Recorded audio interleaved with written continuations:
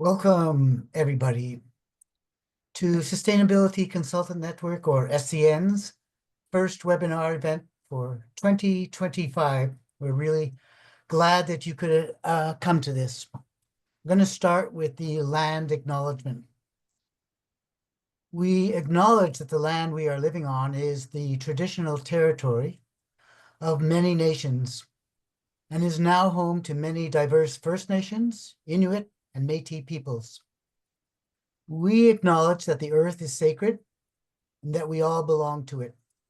Our work is to treat the land, water, air, and all living creatures with care, respect, and kindness, and to protect what we have for generations to come.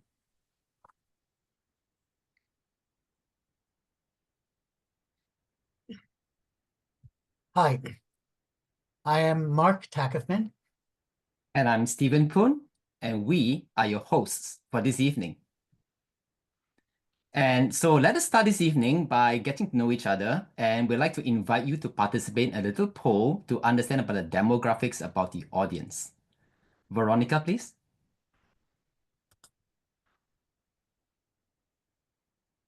So there are just two questions. If you can just take a moment to answer it. Thank you.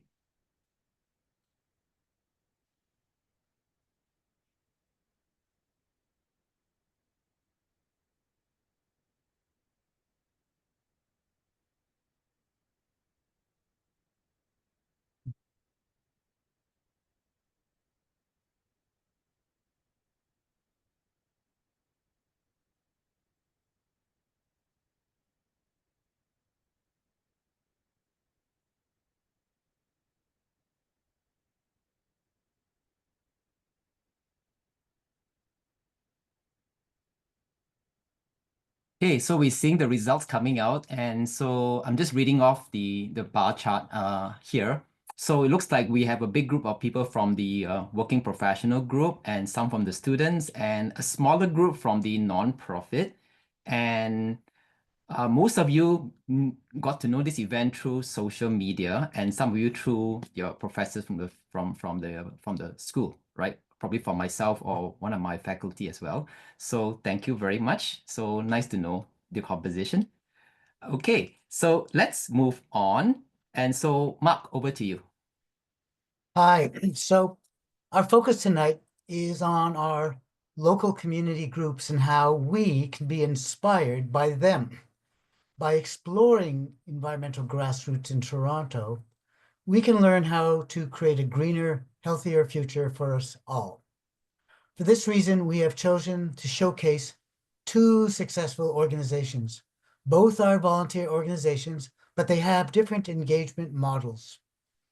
So the two organizations that Mark was referring to are Green Neighbors Network and Scarborough Environmental Association. And so let me just give a short introduction about them. The Green Neighbors Network of Toronto, or GNN, is a grassroots community network of people and groups helping to make neighborhoods across the city of Toronto and GTA greener, healthier, and more sustainable.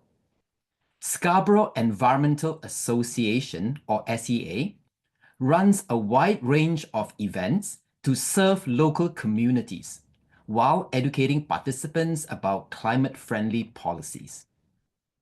SEA recently won the GNN Green Hearts Award for 2025. Congratulations.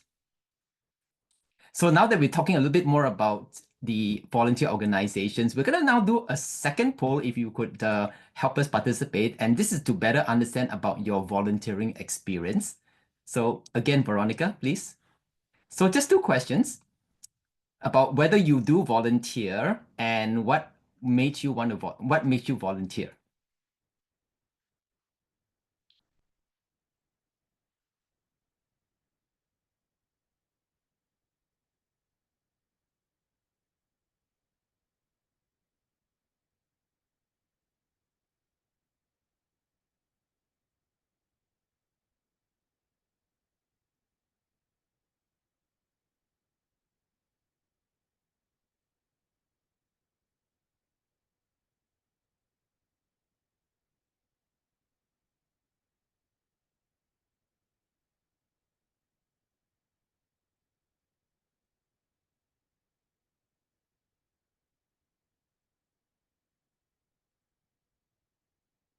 Okay, so as the poll results are being updated, so it appears that we have a mixed group of people, those who have not volunteered or are considering, equally balanced with those who are engaged in one or more organizations. So I think you've come to the right place for those of you who are looking to find out more, right? So we hope that this webinar will be able to give you some answers and also provide you with the opportunity to ask questions to our speakers itself. And also the second question about like, why would you like to volunteer? The majority is about making a difference, which is like fantastic, right? This is really, I would say the best reason why people want to join the nonprofits. So thank you very much for that. So let us move on to talk about ourselves. So over to you, Mark. Oh, hold on. Okay, yeah, that was good. We learned a little bit about you, and we're just going to do a little bit about ourselves, not take up too much time. I have been with SEN for most of the 9 years it has been around. I'm an organizational development advisor, having worked with nonprofits all over the world. And now I also volunteer with the Toronto Nature Stewards. I hope you know about them. And for myself, my journey with SEN started in 2016 as a participant, and I was moved to serve in a bigger way in the leadership roles from 2020. Sustainability and empowering lives are a very important part of me, and that has been like the guiding point to decide what I want to do and how I spend my time. And for that reason, aside from volunteering in SCN, I teach sustainability in Seneca Polytechnic, and as well, I mentor students in an entrepreneurial club in the Polytechnic. I also volunteer in Impact Net Zero, which is the other environmental grassroots I'm involved in. Okay, thank you. Before we begin, I'm just going to give you some quick housekeeping notes. As you may appreciate, this webinar is being recorded, and the recording will be made available to you after the event. You should be on mute, but if you're not, please put yourself on mute so that we don't have background noise. And you are encouraged to put in questions into the chat for our Q&A session after we hear from the two speakers. You can use the chat box, which is at the bottom of your screen, and put your questions in there. And if you have a specific person you want to tag, please put it in. Our team will be monitoring the chat, and we'll look at the questions at the end of the speakers. Thank you.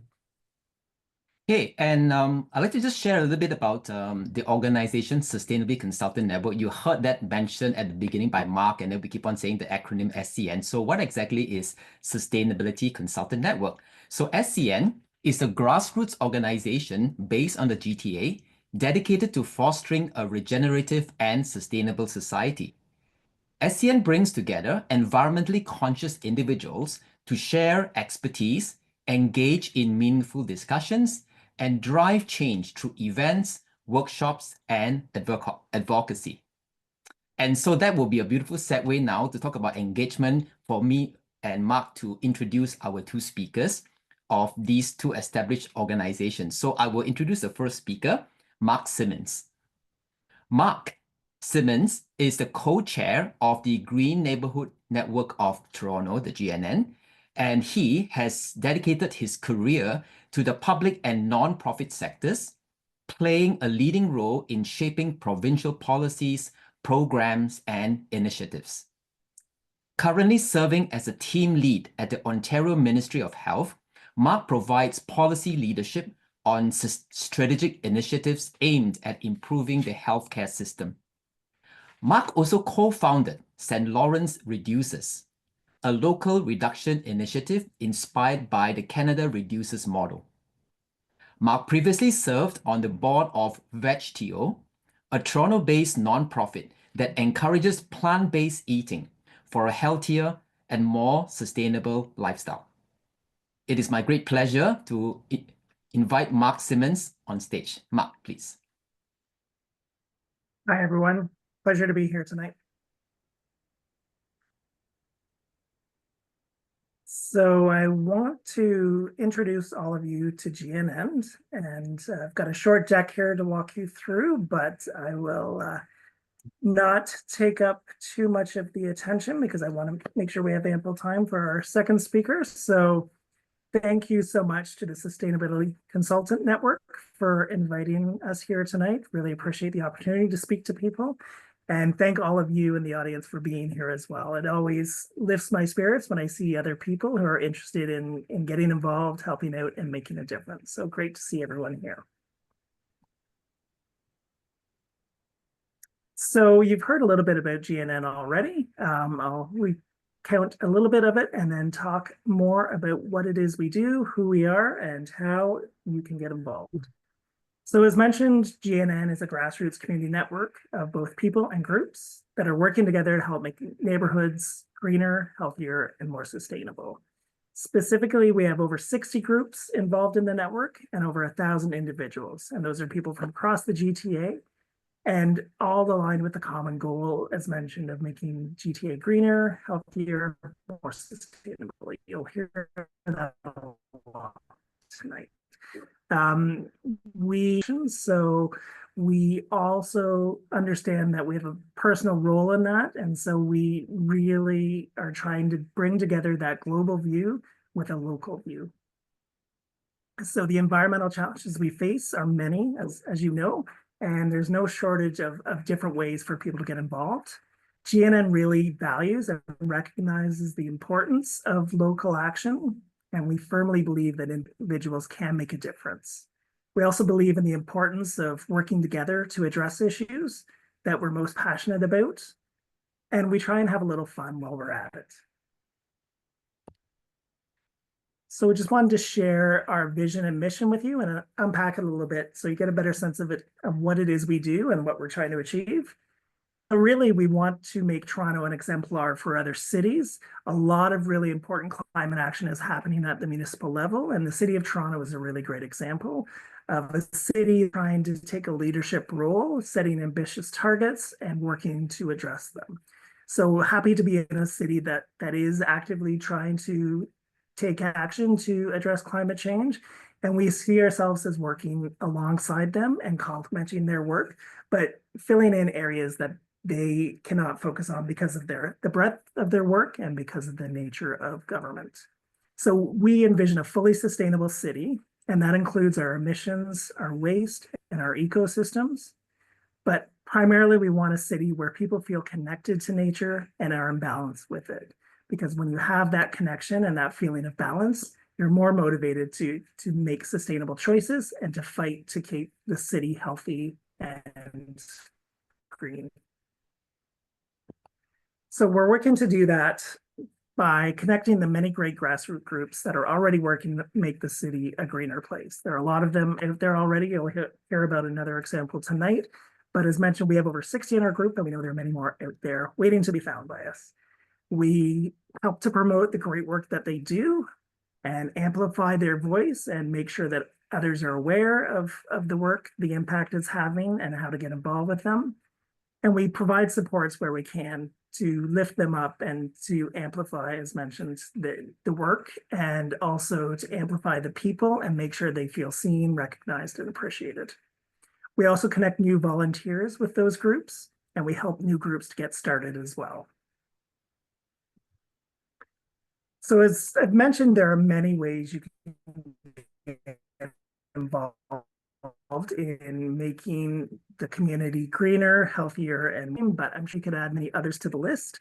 So really, we don't try and limit what we consider a green line with the values and the mission of GNN in trying to make, again, greener, healthier, and more sustainable Toronto. Anything that falls under the umbrella is a welcome part of the network, and we are always looking to expand our scope and to include other ways of thinking and other viewpoints in the work that we do.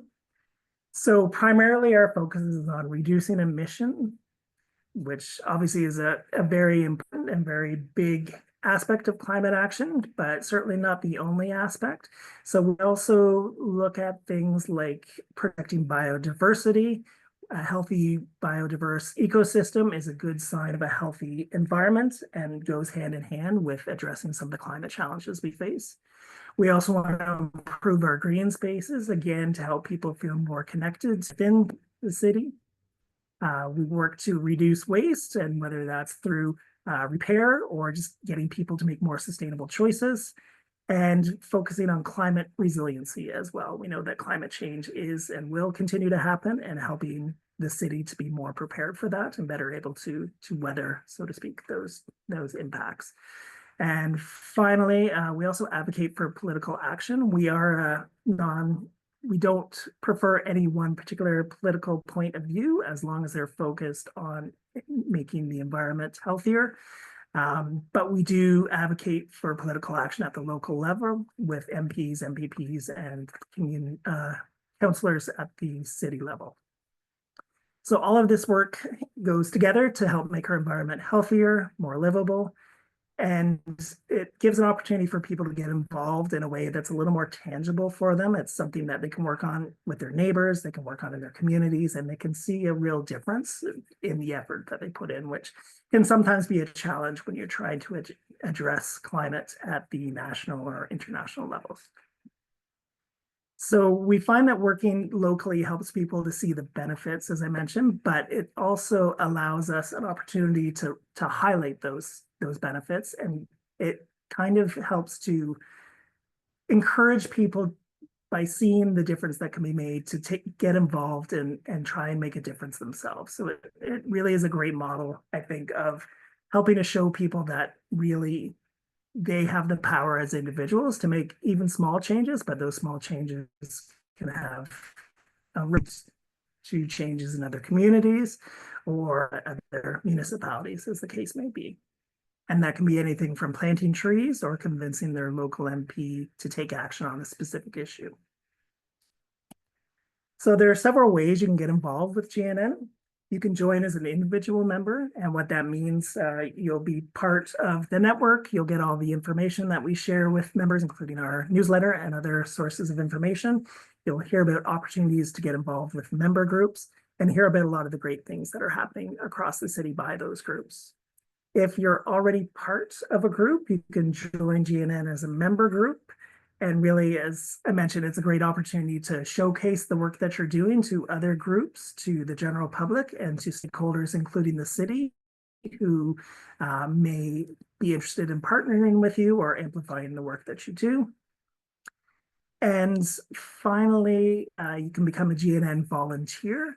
And what that means is working directly with the network on some of the things that we specifically do, which include things like hosting events like the annual Eco Fair in Toronto, and also to help with outreach, to advertise what GNN does and the member groups do to people who may be interested in volunteering or supporting in other ways. And volunteering with GNN really gives you access to the full scope of the work that the member groups do, and gives you an opportunity to see what's happening out there. And I think I personally find it to be very reassuring to know just how much work is happening by so many dedicated people to make Toronto and the broader community more green, more healthy, more sustainable.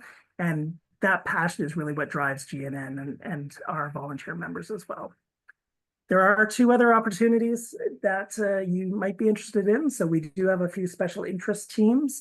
These are groups that are focused on very specific issues, and they're looking for specific expertise to help them to advance those specific causes.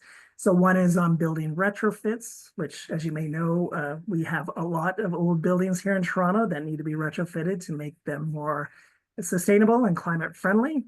A lot of really great work is happening around that, both from the city and individuals and groups, but always more work to do. So that is one opportunity if you have that interest and expertise.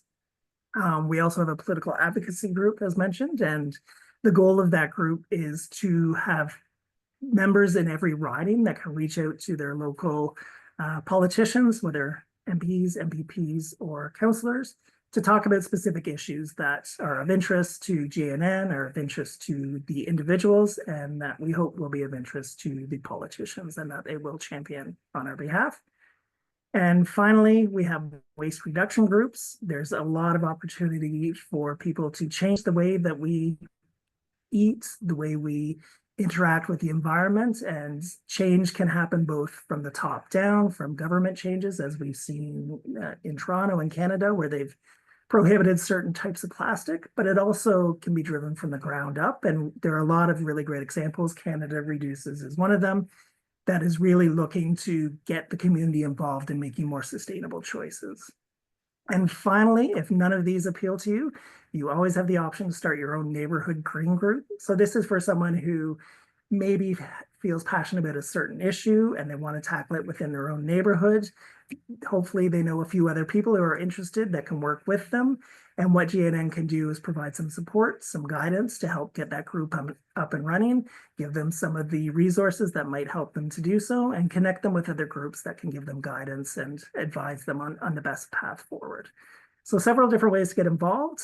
If you're interested, I'm always happy to discuss any of these in more detail, and I hope one of them is of interest to you. And if not, as mentioned, we have many member groups, all focused on a wide array of topics. So if JNN isn't what you're looking for, then please consider one of the member groups who are doing really amazing work out there. So thank you so much for having me here tonight. Really appreciate the opportunity to share what we do and to talk with you. And I hope you'll consider becoming a member of GNN or one of our groups, and happy to answer any questions you have a little later in the discussion. Thank you, Mark.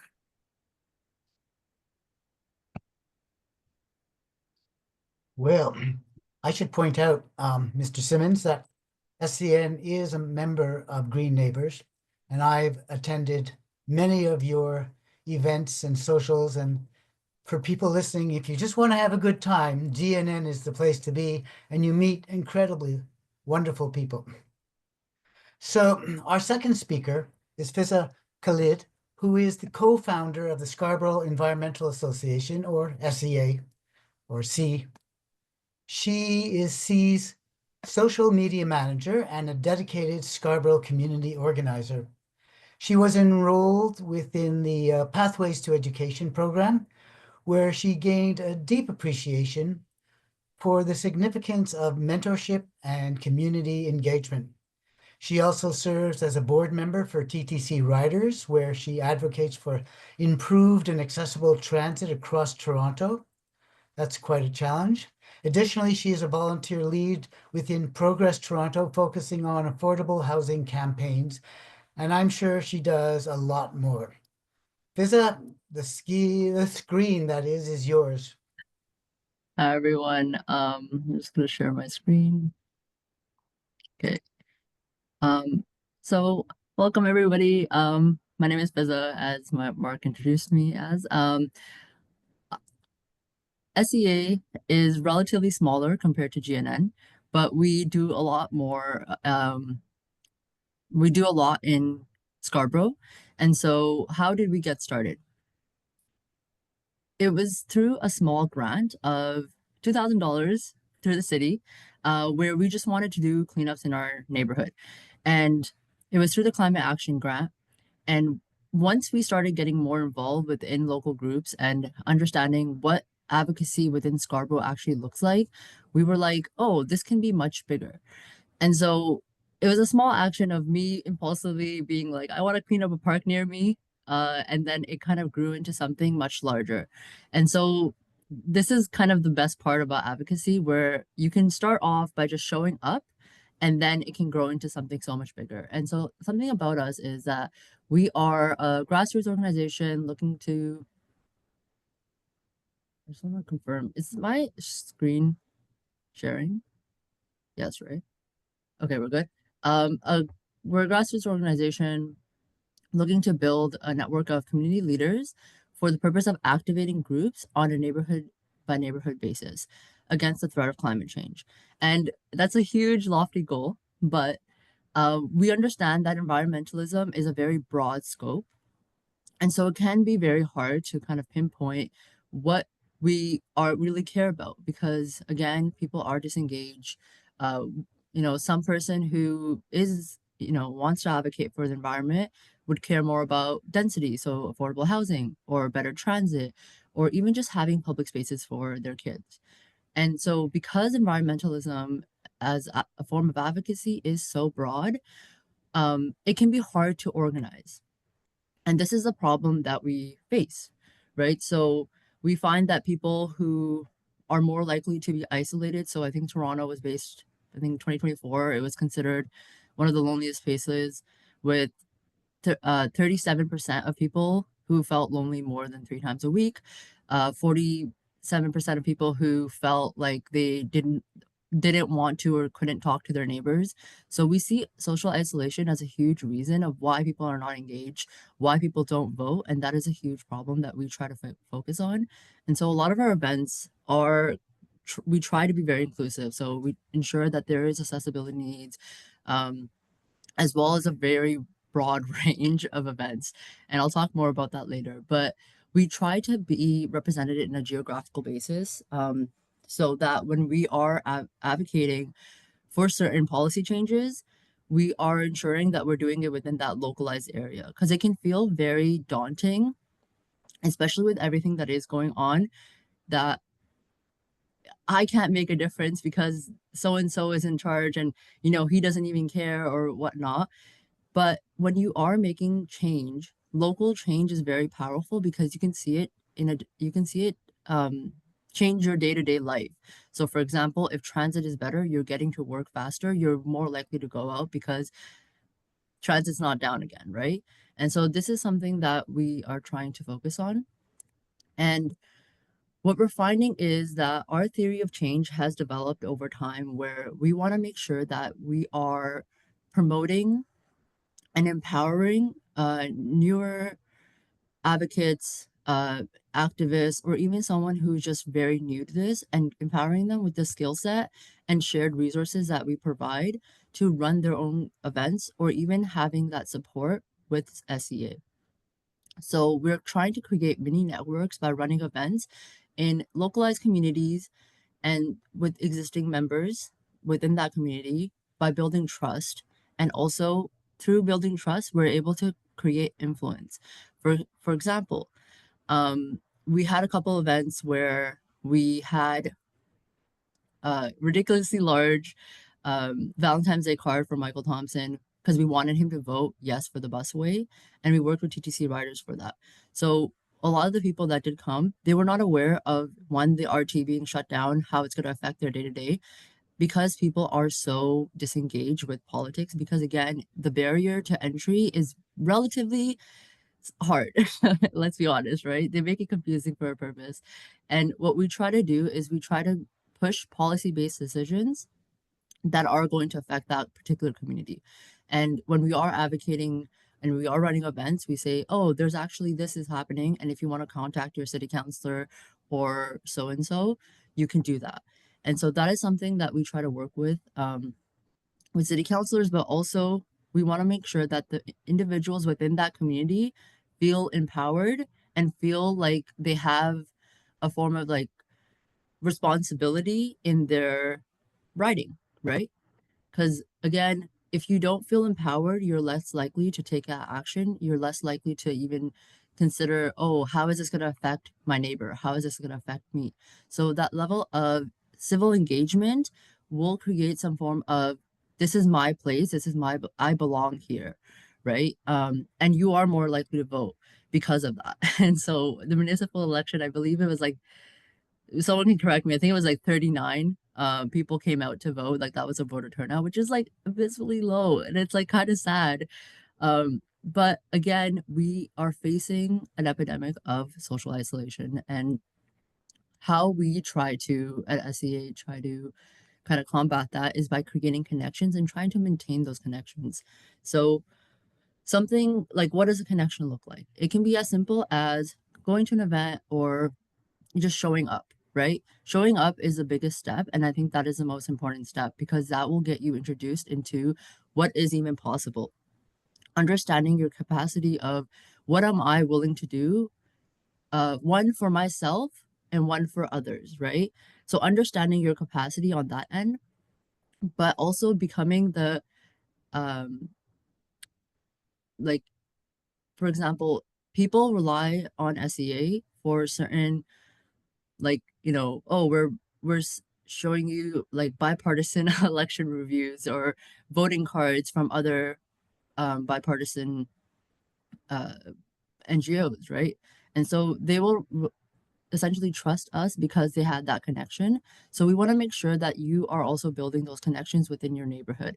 And it can be as simple as just having a conversation, saying, "Did you hear about this? Did you hear about this change?" And having that like level of kind of empathy, connection towards other people. Or it can look like um, coordinating over social media and working towards an overarching goal, such as getting a speed bump installed in your community. And those are again, the level of engagement can be very different and it can look very different. So at SEA, what we try to do is when people are interested in, for example, creating a cleanup within their community, we will provide them the resources, but also the social media, advertising, all of that, you know, the to get started, to kind of have that level of how do I even do this? Seems overwhelming. We will guide them through it to kind of ensure that they become community leaders within their localized area. And so that's really the important part, is that we want to try to empower, regardless of your age, regardless of like your capacity, ensuring that if you need resources, we will kind of help you through that. So some of our events, we have a monthly repair cafe, and this is really good where we kind of, you bring in your old items, we can repair it for free.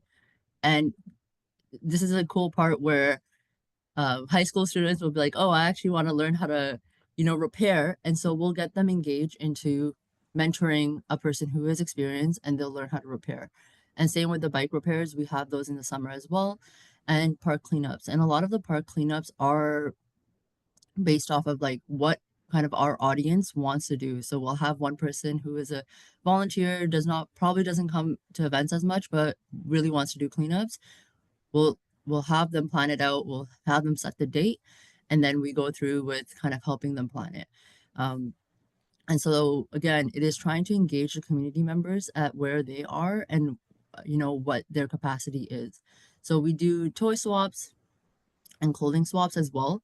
These are monthly. The toy swaps are only during December or Christmas time. And we do bird watching. And a lot of these, you can probably tell, like, these don't really seem political in nature, right? And that's the interesting part, where we're trying to provide services to the community so that they can engage with their local environment as well as their local, you know, groups. And so we try to really promote local groups. And we talked about nature stewarding. I'm also a part of nature stewarding. I love it. I highly recommend it. It's like one of the best things I've joined. But we also try to make sure that people are connected with these groups. And it can be, again, as simple as showing up to a run club, because you are still engaging with your neighbor. And we want to make sure that we are, again, engaging with people in a very meaningful way and showing up. And it can be as simple as just joining a group, but we can also, there's all these groups on here. We have a local groups map as well, that can teach you how to join, what your local group is, where your local nature stewarding group is. We'll send that in the resources after, or you could even run your own events. So if you're interested in painting in the park, you know, we can connect you to groups that will do that for you. And you can kind of help lead that as well. And then we have, essentially, by getting involved in certain stuff like nature stewarding, where you do start valuing green spaces, you are more likely to focus your interest on how to make this space better and how to make it better for, again, my neighbors. Because that level of engagement is very hard to get.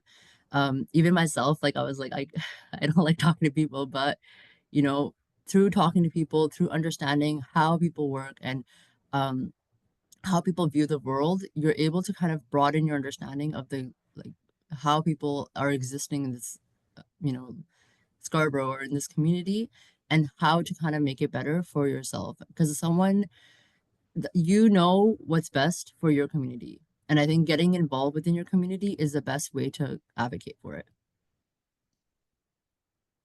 So we have shared resources as well. So like GNN, we also provide a lot of resources for the groups that we work with, but also when we are empowering, newer community leaders. So it can be one, just promoting their stuff on social media, or it can be providing them community spaces, providing them volunteers for their events, or even like graphic design. And we have like a tool library as well, where again, if you need cleanup tools, you need I don't know, like repair tools, we will provide that for you because we have a lending library. And a lot of the stuff that what we recommend is how to get involved is again, just joining your local group. It doesn't have to be SCA, even though like I'm here to present on SCA. It can be a nature stewarding group. It can be something that is within your capacity and kind of building from that. And if you don't want to build from that, that's okay. Because again, at the end of the day, you're showing up and that's the important part. But where SEA would need kind of support is we have a lot of repair cafes. We would love someone to just like help like navigate that as well. We have like clothing swaps. So the main part is when cleanups are happening, we want to make sure that people are aware of it. So if it's as minimal as just postering, so stuff like that, where you are able to engage in a meaningful way. Yeah. And then we have an upcoming event where Scarborough Eco Fair. So this is kind of like a lot of stuff on one day. So you can find kind of what you're interested in. It can be, for example, you're interested in, what is even native plants? How do they help my environment? So we have a seed exchange if you're interested in gardening. We have a clothing swap, so you can bring in your old clothes, exchange them for something new. Bird watching, honestly, don't knock it until you try it. I got a little obsessed last year, and it is a good way to kind of get people into parks, being engaged in nature, but then also understanding, hey, how can we make these parks actually more accessible? Why is there no washroom? Like, did city council vote on closing the washrooms? You know, these are questions that like we try to ensure that people are asking when they do come to our events. And a bike repair, we have a bike repair as well. So if you want to volunteer as a person who's trying to learn how to repair bikes, or even if you want to get your bike fixed, that is an option. So it's again all around. And then you can also meet local groups. So we'll have a bunch of we'll have nature stewards there, and you can understand what your local park is and find out how you can actually support your local park. Because again, action doesn't have to be this intense, apathetic, like you're just like, ruining your own like mental health for it, but it can be something that actually empowers you and makes you feel better. And this is why I recommend nature stewarding, where you're able to just get out, you understand that you're fixing a park and you're, removing invasive plants, but you're doing something for yourself as well, where you are going out in nature and just like having a good time with like people who are like-minded. So thank you so much. I'll stop sharing. Thank you. Thank you, Fiza. That was amazing in terms of what you are providing, and I just want to like speak a little bit about what you shared. And I think the issue about social isolation is so real in Toronto. The people that I speak to as well, a lot of them are like just trying to make some they really don't have time to create space because of work and other stuff. And the fact that you recognize that, and that's part of the whole fabric of what you're making SCA to work, and then offering activities as a way to bring them together, I think that's so relevant and so needed. So I'm so happy that I'm hearing all this and the activities you're doing. Thank you so much for that. So thank you, our two speakers, for sharing about the amazing things you're both doing. And so what we'd like to do now is to move on to the question and answer session.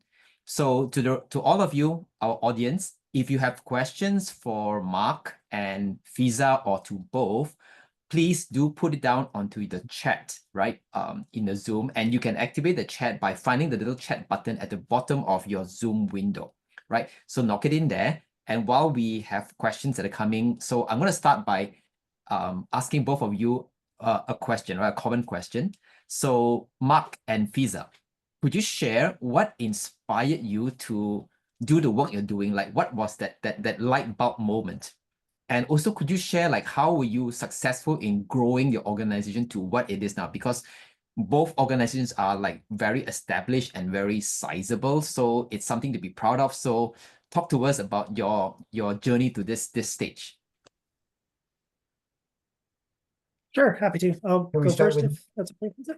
Yeah. So what lit the spark for me? So I'd say that I was an armchair activist for several years, where I would sign petitions, I would get all the newsletters.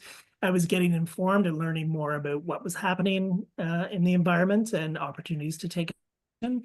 But that, filling in petitions, sending letters to MPs just didn't feel like enough. It felt like I needed to be involved in a more active way.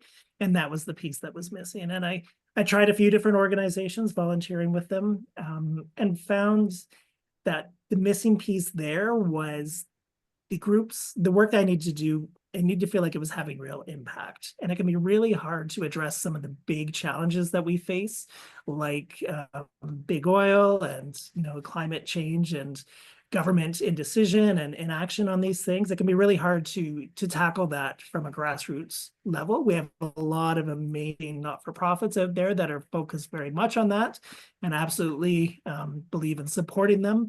But I realized that there was a bit of an opportunity for me to get involved in a way where I could see direct results and feel more like my work was having an impact. And that meant focusing more locally and focusing more on doing work where I could see the results, whether that's planting trees, reduction, encourage to go speak with their local MP, just really focusing on things where I could feel the results, because that really reinforced the value of what I was doing and motivated me to want to do more. So I think it was really that moment of realizing that, taking a kind of neutral stance and filling in petitions is something, but it's not enough. And it was important for me to feel like I was actively involved. In terms of the organization and its growth, I get zero credit for that. The organization's been around since 2019. Lee Adamson is the lead and really the heart of the organization. She's on a well-deserved vacation right now, so you've got me. But she really is the one responsible for helping GNN to get started, along with some great partners and other organizations, and bringing it to life and growing it. But I'd say, generally speaking, that the success behind GNN is really focusing on people working together, focusing on local communities, and helping people to think about working with others as working with your neighbors. So getting back to that idea of we're all kind of in this together, we're focusing on the same issues. If we make changes, whether it's to a green space or reducing waste, we all benefit from that. So using that as a way to encourage people to work together on local issues really, I think, lit a spark for a lot of people, and was a big part of the reason why members wanted to get involved with us, and individuals as well. I'll go next. Yes, please. So what inspired me to do the work is I was always pretty political, but again, I focused on the big picture. So, oh my God, there's this like war number 1 happening, war number 2 happening. I'm just depressed and I don't know what to do. And then I would canvas, and for like party politics, I found that was very divisive. It was hard to kind of engage people in a meaningful way. So I got pretty like apathetic and I was like, there's like no point of doing anything. And after kind of volunteering with Progress Toronto, I realized that their like theory of change was to create influence through one, connecting with um, through canvassing, so connecting people through policy changes that may be happening in their region. And so because of that, I was like, oh, if I were to engage with people in kind of a local way, it would be more powerful.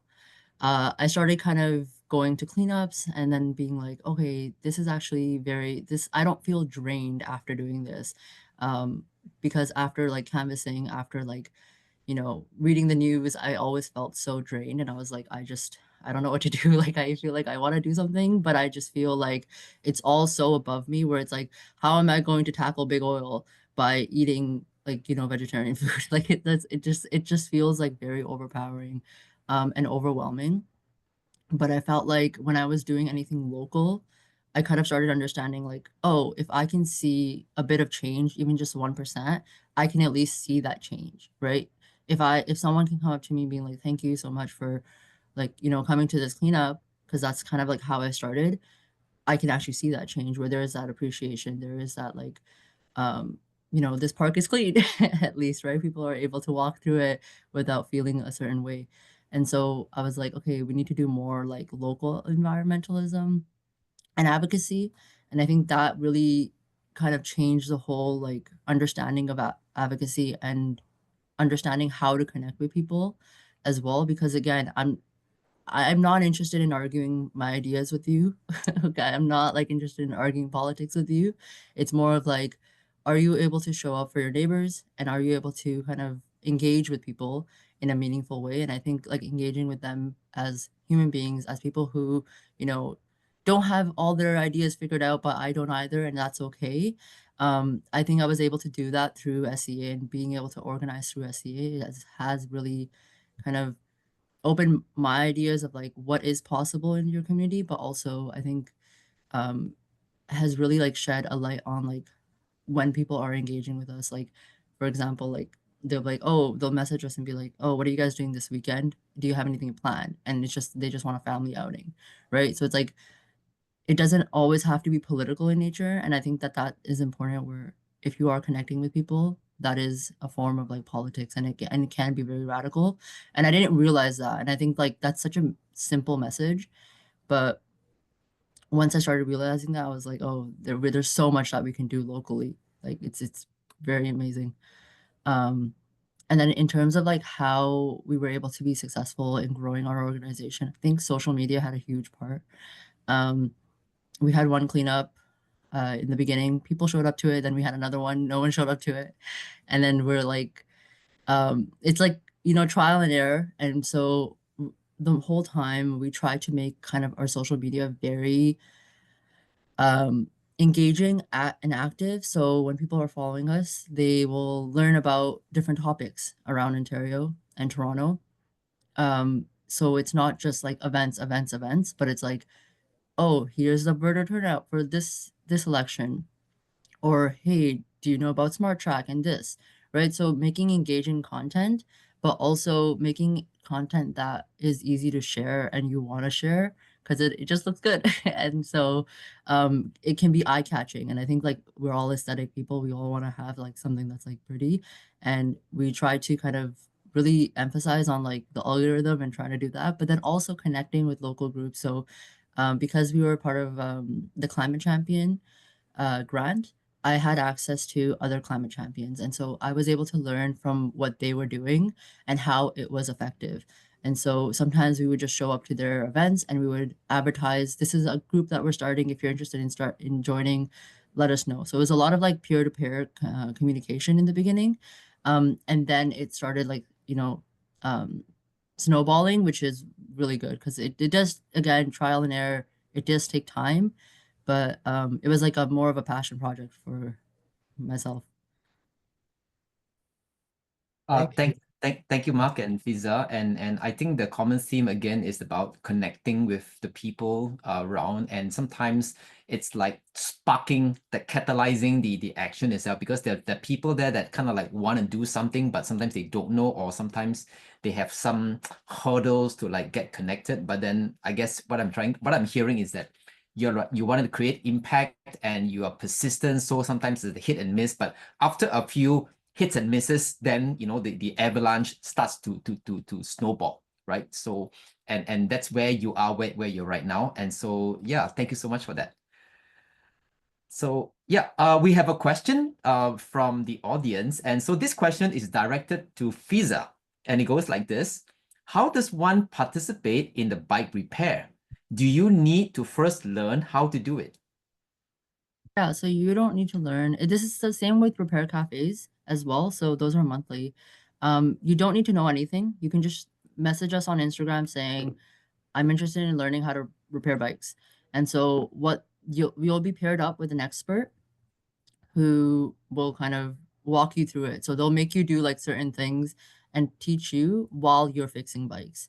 So it is very much of a mentorship option.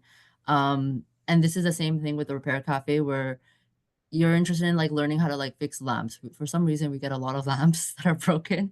And so, or like, we want to make sure that you kind of have that skill set so that you are able to come in the future and come in without being mentored.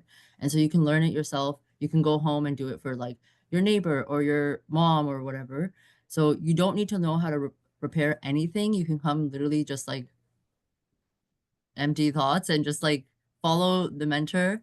They'll help you through little steps. And again, if you continue, you'll actually like learn how to do it. And it is a mentorship option, which is like a huge thing that we emphasize on with SEA.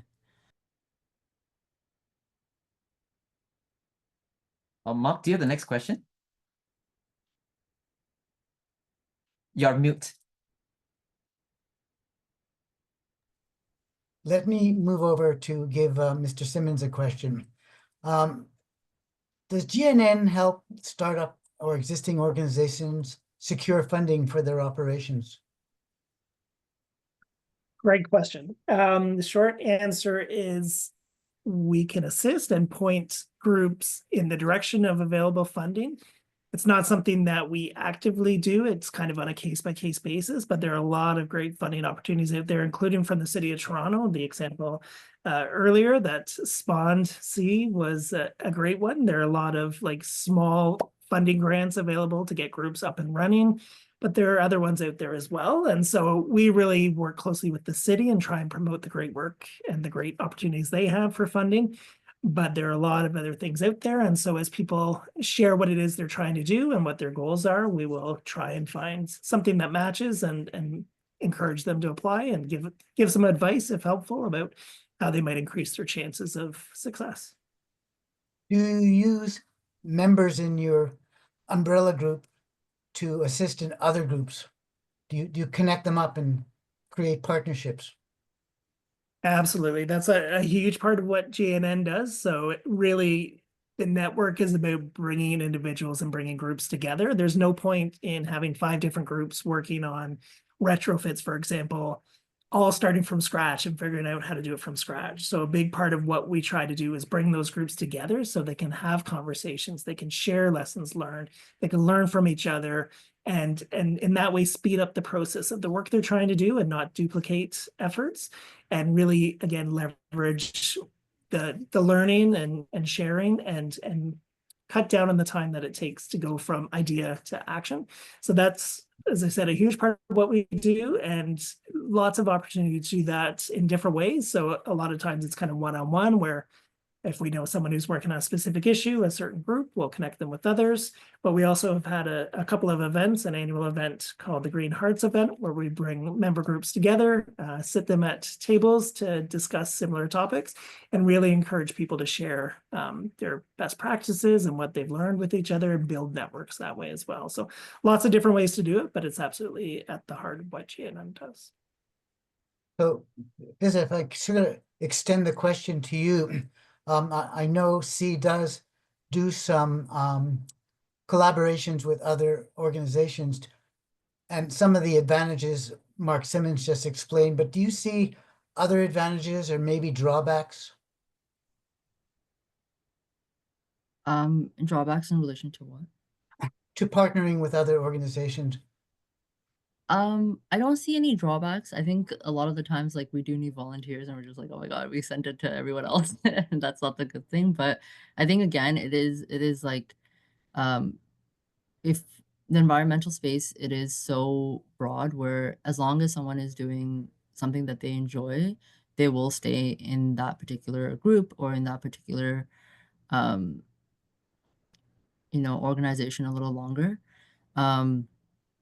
Also, I think it's like important to just like make sure that they are doing like more local action. So sending them a little bit further, or it is a little better because we do get people from like Markham and we get like people from like Richmond Hill, and we're just like, is there something that you can get involved with locally, right? And so again, I think it speaks to how a lot of these groups are not in the suburbs to the same extent as they are downtown, right?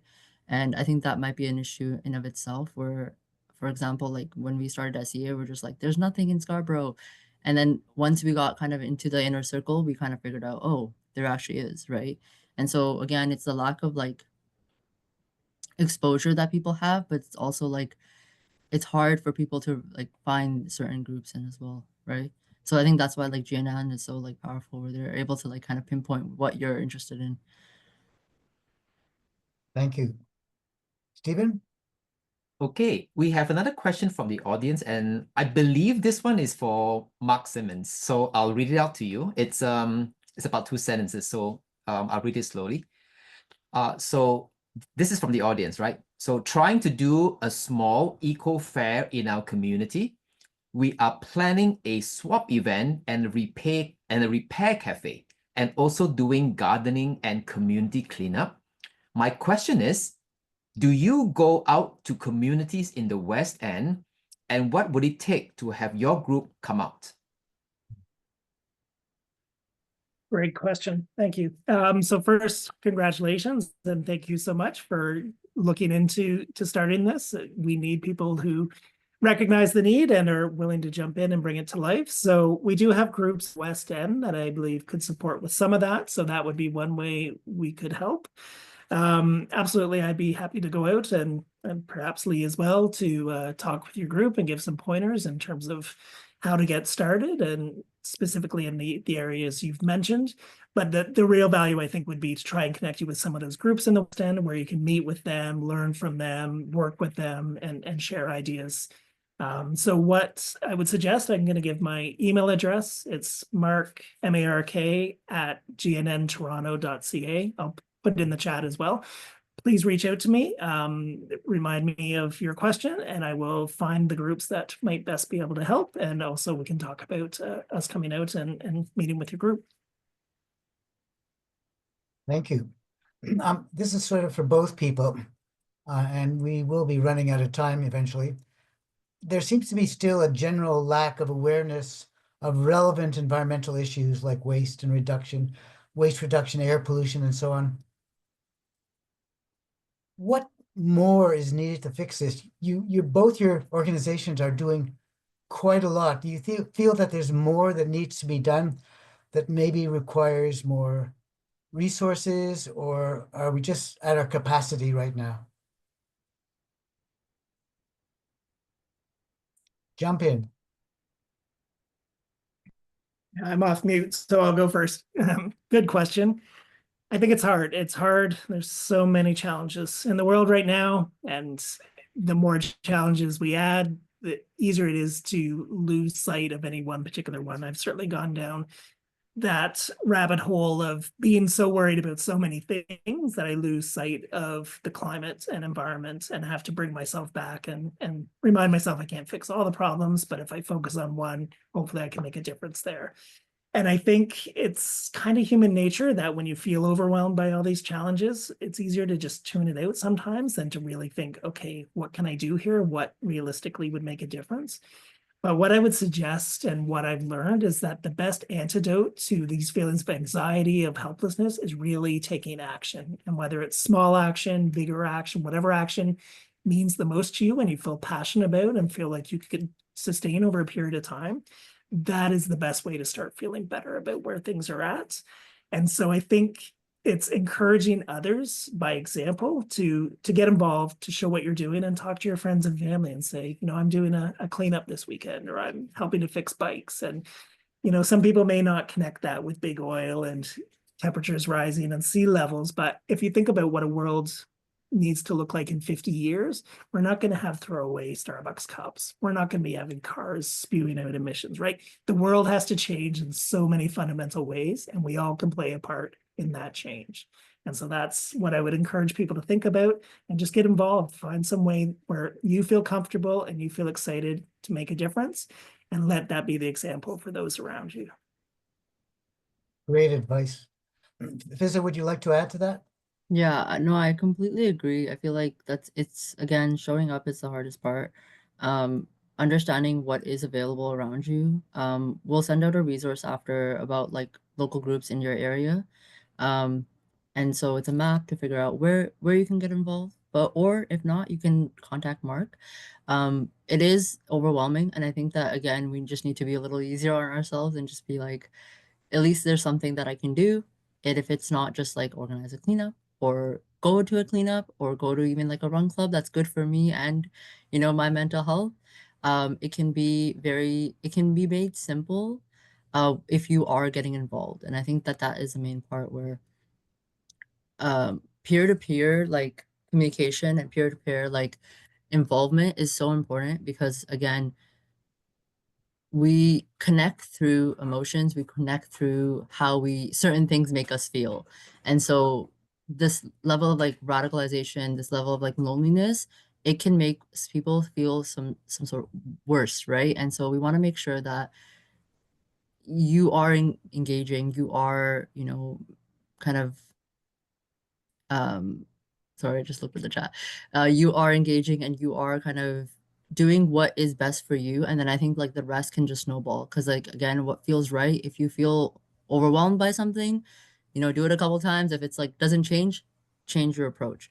And I think that the thing is there are so many available groups, there are so many available like what's it called? Like city resources, but it just there's the level of guidance is kind of needed for most people. And again, that's where SEA and GNN comes in. And so if you ever want to like have a conversation about it, let us know.